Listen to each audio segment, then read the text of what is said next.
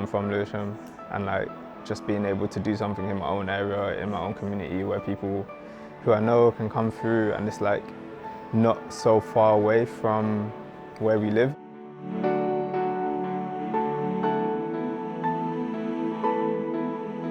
We chose to focus on this theme because during our initial discussions we kind of brought very diverse experiences to the table, but we found that we had lots in common. I feel like I have a strong connection to migration just through my parents. My parents are from Ivory Coast, and I feel like when I went back to Ivory Coast there was this kind of like separation of knowing who I was and then knowing where I came from. Being a part of like this exhibition and curating this exhibition was important for me because I think it's important for us to tell the stories of like our parents and ourselves and how we feel about where we come from and where we are now.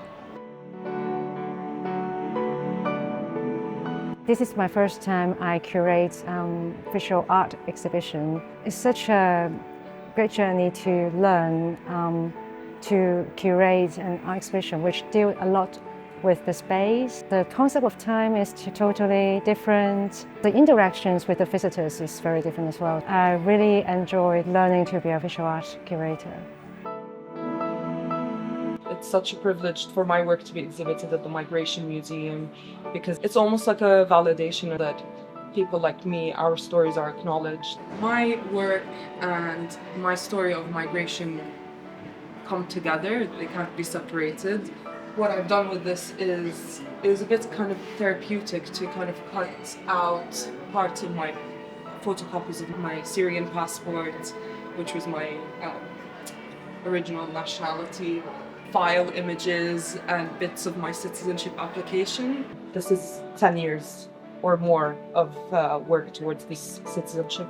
I would hope people can see how much migration makes up not just London but the UK. It's a very natural human thing to be doing, to look for a better life or to be forced to leave. There's so many different reasons people migrate and it's part of our human history. So I would want people to take that away. My personal experience or journey, I guess, with migration kind of relates mostly to my grandmother and my other grandparents, as they're part of the Windrush generation. So I was looking at the home, I was looking at being, a migrant in the UK and how that experience can be alienating. And then on top of that, thinking about the religious layers to someone like her experience. And I feel like that's something that kind of trickles down into our relationship of me being queer. And now within the home, there's also a contrast between myself and her, and a contrast between her and wider society. For me, to have my work featured in this exhibition means having like a more anchored connection to Lewisham. Taking part has really forced me to think about certain themes and topics that I haven't explored this deeply before. I produced a series of jewellery pieces which are called henna pearls, and I kind of wanted to explore my dual heritage identity a little bit more. So I chose to marry two culturally symbolic materials. Pearls in the context of like the United Kingdom are very kind of heavily associated with like formalness and regality and kind of British properness. And then henna, which is a plant-based material, is a dye that I grew up using to kind of paint patterns onto my skin. So I began working with the surface of the pearls and carving away different patterns and then inlaying henna in there to see how I could create maybe like a new aesthetic.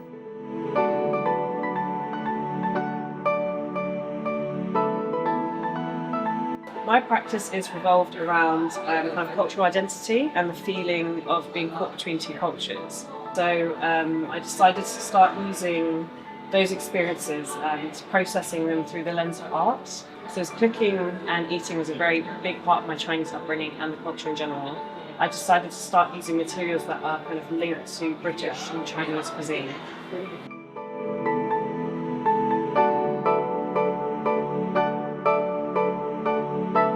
Black hair has a lot of stories behind them that I don't think are very obvious on the surface, and a lot of them are tied back to histories of slavery in the Caribbean and Africa, and a lot of struggles that we had to get through and to even wear our heroes out without being chastised. I think I just wanted to show the beauty while also showing the pain. Our stories are so niche.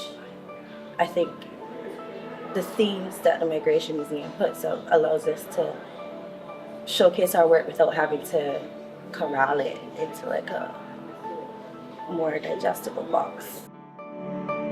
I think ordinary people have a big part of history that sometimes gets missed, and lots of stories to share. The piece I have is collages and reflections on my parents. The pictures are all obviously distorted because I've tried to bring in my relationship with relatives in the photograph. Some of them I don't know. The pictures of my parents, the two at the top, are pictures I didn't see until later in life.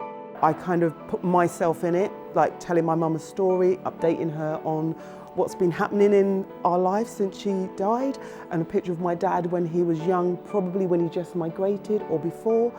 So I kind of wanted to look at him and almost say what you've got ahead of you.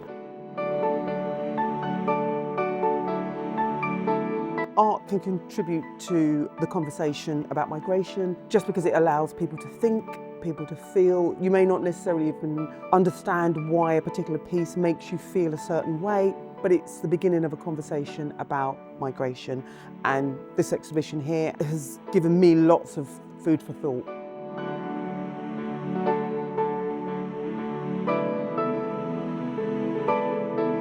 I first visited the Migration Museum about 3 years ago, and I was interested to see migration as a main subject matter of a museum, and I'm interested to see how this subject matter being unfolded in the exhibition or in the programs of the museum. Inside, outside, or in between marks this journey of the migrants that they have to go through, all the dichotomies from the institution or from how the society see them, how they act in a public or private spheres, what's home to them.